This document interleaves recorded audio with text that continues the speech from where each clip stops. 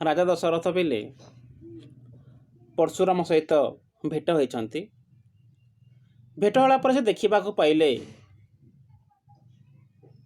ଯେ ପରଶୁରାମଙ୍କ ଯେଉଁ କୋଠାର ଅଛି ବା ଟାଙ୍ଗି ଅଛି ତା ସହିତ କି କାଳଦଣ୍ଡ ପରି ତାଙ୍କୁ ଦେଖାଗଲା। କୋପେ କରିଣ କାମୁଳେ ଅଧର ରାଗିଣ ଦେହ କମ୍ପଇ ଥରହର ଦେଖି ଦଶରଥ ଜାନରୁ ଉତ୍ତରି ଭୃଗୁପତି ତୋର ନମସ୍କାର କରିଥିଲେ। ପରଶୁରାମ ଯେପରି ବିରକ୍ତ ଅଛି ବର୍ତ୍ତମାନ ଏ ବିରକ୍ତରେ ତା ଓଠକୁ ପୁରାପୁରି କାମୁଡ଼ୁଛି ପରି, ଯେମିତିକି ମଣିଷ ବିରକ୍ତ ହେଲେ ପୁରାପୁରି ଓଠକୁ ଦାନ୍ତ ଫୁଟକୁ ଚାବିଥାଏ, ଠିକ୍ ସେପରି ଏ ପରଶୁରାମ ମଧ୍ୟ ପୁରାପୁରି ଓଠକୁ ବିରକ୍ତରେ ଚାବୁଛନ୍ତି।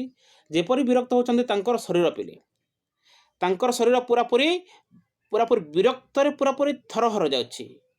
ସତେକି କାହାକୁ ଦେଖିଲେ କ୍ଷଣ ମାରିଦେବି ସେହିପରି ତାଙ୍କର ମନୋଭାବ ଅଛି ପରଶୁରାମଙ୍କର।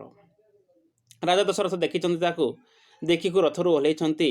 ଓହ୍ଲେଇକି ଭୃଗୁପତି କହିଲେ ପରଶୁରାମ ପିଲେ। ଭୃଗୁପତି ପାଦରେ ନମସ୍କାର କରିଛନ୍ତି। ପୁଣି ଉଠଇ ପୁଣି ପାଦ ପଡ଼େ କର୍ପୁଣ୍ୟ ହୀଣ ବିନିକରେ ଯୋଡ଼େ। କାର୍ପୁଣ୍ୟ କହିଲେ ପିଲେ ପୁରାପୁରି ନେହୁର ହବା ପିଲେ। ତ କ'ଣ ହେଉଛି, ପରଶୁରାମଟା ପୁରାପୁରି ବାରମ୍ବାର ବିରକ୍ତ ହେଉଛି। ସେ ବିରକ୍ତ ଭାବକୁ ଦେଖିକି ସେ ନମସ୍କାର କରି କହିଛନ୍ତି, ଆଉ ଥରେ କରିଛନ୍ତି, ଆଉ ଥରେ ପଡ଼ିଛନ୍ତି, ଆଉ ଥରେ ନମସ୍କାର କରିଛନ୍ତି। ଏମିତି କାକୁସ୍ତି ହୋଇକି ପରଶୁରାମ ପାଦରେ ସେ ନମସ୍କାର ସେ କରୁ ଅଛନ୍ତି ରାଜା ଦଶରଥ। ଭୋ ମୁନି ଦିଶିଲା ଯେ ଏହର ମୋହର ପୁଣ୍ୟ ଯହିଁ ଦେଖିଲେ ଯମତଗ୍ନି ନନ୍ଦନ। ରାଜା କହିଲେ, ଆରେ ଆଜି ମୁଁ ପରଶୁରାମଙ୍କର ଦର୍ଶନ କରିଲି, ଏଇଟା ମୋର ପୁଣ୍ୟ ଅଟେ, ଏଇଟା ମୋର ମହାନ ପୁଣ୍ୟ ଅଟେ। ଯମତଗ୍ନିର ନନ୍ଦନ ଅର୍ଥାତ୍ ତାଙ୍କର ପିତା ହେଲେ ଯମତଗ୍ନି। ତାଙ୍କୁ ଦର୍ଶନ କରିଲେ ପୁଣ୍ୟ ଅର୍ଜନ ହୋଇଥାଏ ବୋଲି କଥା ଅଛି ପିଲେ। ତେଣୁ ପାଇଁ ରାଜା କହିଲେ ଯେ ଏଇଟା ମୋର ପୁଣ୍ୟ ଅଟେ, ଆଜି ପରଶୁରାମଙ୍କର ମୁଁ ଦର୍ଶନ କରିଲି। ମୁଁ ପରଶୁରାମଙ୍କ ତାପରେ ମହିମା ସେ ଗାନ କଲେ ପିଲେ। ଭୃଗୁକୁଳ ମଣ୍ଡନ ତପିଙ୍କର ଶ୍ରେଷ୍ଠ କ୍ଷତ୍ରିୟଙ୍କର ଯମ ତପେଣ ଗରିଷ୍ଠ ପ୍ରାକ୍ମଣ୍ୟ ସାଚା ଗରିଷ୍ଠ ଈଶ୍ୱର ବଲିଣ ଅକଳିତ କୃପେଣ କୃପାର। ହେ ପ୍ରଭୁ ପରଶୁରାମ, ଆରେ ତମେ ହଉଛ ଭୃଗୁକୁଳର ମଣ୍ଡନ, ସବୁ ତପିମାନ ତମ ଶ୍ରେଷ୍ଠ। ଏ କ୍ଷତ୍ରିୟ ଜାତିଙ୍କର ପାଇଁ ତମେ ହଉଛ ଯମ, ତମ ପରି ତପ କିଏ ମଧ୍ୟ କରିପାରିବେ ନାହିଁ ପ୍ରଭୁ। ତମେ ହଉଛ ତପେଣ ଗରିଷ୍ଠ ପ୍ରାକ୍ମଣ୍ୟ ସାଚା ଗରିଷ୍ଠ ଈଶ୍ୱର, ତମେ ହଉଛ ପୁରାପୁରି ସ୍ୱୟଂ ଈଶ୍ୱର। ତମେ କାହିଁକି ବଳଗାଳିକ ଅଛ ପ୍ରଭୁ, କୃପା କର ପରଶୁରାମ ବୋଲି କରି ପରଶୁରାମକୁ ସେ ନେହୁରା ହୋଇ କହୁଛନ୍ତି। ଦୟାୟଣ ଧର୍ମ ସହନ୍ତେଣି ମେଦିନୀ ଜୟ ଜୟ ପରଶୁଧର ମହିମା ତୋହରି ଧନୀ। ହେ ପ୍ରଭୁ, ତୁମ ପାଖରେ ଦୟାଟା ପରିପୂର୍ଣ୍ଣ ହୋଇ ରହିଛି। ତୁମେ ଧର୍ମବାନ, ତୁମେ ଦୟାବାନ। ହେ ପ୍ରଭୁ, ତୁମେ ମେଦିନୀ ପରେ, ତୁମେ ପୃଥିବୀ ପରେ ସବୁ କିଛିକୁ ସହିଯାଉଥାଅ ପ୍ରଭୁ। ଜୟ ଜୟ ପରଶୁରାମ ମହିମା ତୋହର ଧନୀ। ହେ ପରଶୁରାମ, ସଦାସର୍ବଦା ତୁମର ଜୟ ଜୟ ହୋ।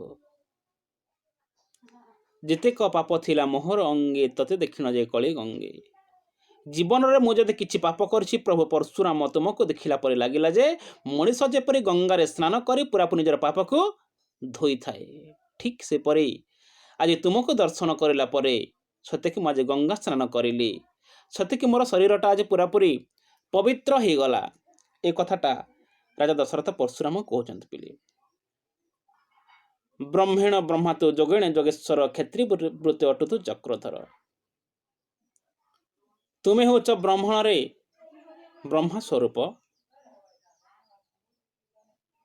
ଯୋଗିଣରେ ଯୋଗେଶ୍ୱର ଅର୍ଥାତ୍ ଶିବ ସ୍ୱରୂପ, ଏବଂ କ୍ଷତ୍ରି ବୃତ୍ତି କହିଲେ ପିଲେ ଯୁଦ୍ଧ କରିବା କ୍ଷେତ୍ରରେ ତୁମେ ହଉଛ ଚକ୍ରଧର, ଅର୍ଥାତ୍ ତମେ ହିଁ ହଉଛ ବ୍ରହ୍ମା ବିଷ୍ଣୁ ମହେଶ୍ୱର ବୋଲି କରି ସେ ପରଶୁରାମଙ୍କୁ କହୁଛି ପିଲେ ରାଜା ଦଶରଥ ପିଲେ। ମୋହର ଉତ୍ସବ ଯେ ପୁତ୍ରଙ୍କର ବିବାହ, ଦୟାକରି ଦେଖି ଆଇଲୁ ତୁ ଅବା, ଶୁଣି ରୋଷଭରେ ହସଏ ପରଶୁମଣି, ଏତେ କୁଟ ଅଇଲେ ବୀରତ୍ୱର ଶୁଣି। ପରଶୁରାମ କହିଲେ, ରାଜା କହିଲେ ଯେ ମୋର ବିବାହ, ମୋର ପୁଅର ବିବାହର ଉତ୍ସବ ହେଉଛି, ଆପଣ ଆସିଛନ୍ତି এইটা পুରାପୁରି ଖୁସିର କଥା। ଆଜି ଧନ୍ୟ ହେଇଗଲା ମୋର ଜୀବନଟା ଯେ ମୋ ପୁଅ ବାହାଘର ତମେ ଆସିଛ ବୋଲି କରି ରାଜା ଦଶରଥ ପିଲେ ପରଶୁରାମକୁ କହିଛନ୍ତି। ପରଶୁରାମ ବିରକ୍ତ ହେଇଗଲେ। ଶୁଣି ରସ ଭରେ ହସ ଏ ପରଶୁ ପାଣି ଏତେ କୋଟା ଅଇଲି ବିରକ୍ତ ରସ। ନାଇଁ ନାଇଁ ରାଜା ଭୁଲ ବୁଝିଲୁ ତୁ। ଆରେ ମୁଁ ତୋର ବିବାହ ଘର ଆସିନି, ତୋର ପୁଅ ବିବାହ ଘର ଆସିନି, ମୁଁ ଆସିଛି ବୀରବାଦ୍ୟ ଶୁଣିକି ଆସିଛି। ଏ ମହିମଣ୍ଡଳେ ତୁ ଅଟୁ ମହାରାଜା, ମୋହର ଆଗେ ଆସି ବଜାଇଲୁ ବଜା। ଏ ଧରାପୃଷ୍ଠରେ କିଏ ସେ ବଡ଼ ରାଜା ଅଛି, ତୋ ଠାରୁ ବଡ଼ ରାଜା କେହି ନାହିଁ। ମୋ ସାମ୍ନାରେ ଆସି ବୀରବାଦ୍ୟ ବଜେଇ ବଜେଇ ଆସୁଛୁ ବୋଲି କରିକି ରାଜାକୁ ସେ କହିଲେ ପିଲେ ସେ ସବୁଠାରୁ ତୁ ହଉଛୁ ବଡ଼ ରାଜା, ତୋତେ ଆଜି ମୁଁ ପରୀକ୍ଷା କରିବି। କାହିଁକି ନା ହେ ପୃଥିବୀରେ ତୋ ପରି ଆଉ ରାଜା କେହି ନାହାନ୍ତି। ତୋତେ ଆଜି ମୁଁ ପରୀକ୍ଷା କରିବି। ପରୀକ୍ଷାରେ ଉତ୍ତୀର୍ଣ୍ଣ ହେଲେ ଭଲ କଥା, ଯଦି ମୁଁ ପରୀକ୍ଷାରେ ଯଦି ଉତ୍ତୀର୍ଣ୍ଣ ନ ହେଉଛି ତାହେଲେ ତୋର ମୁଣ୍ଡକୁ କାଟିବି ରାଜା ଆଜି ବୋଲିକି ପରଶୁରାମ ପିଲେ ରାଜା ଦଶରଥଙ୍କୁ କହିଲେ ପିଲେ।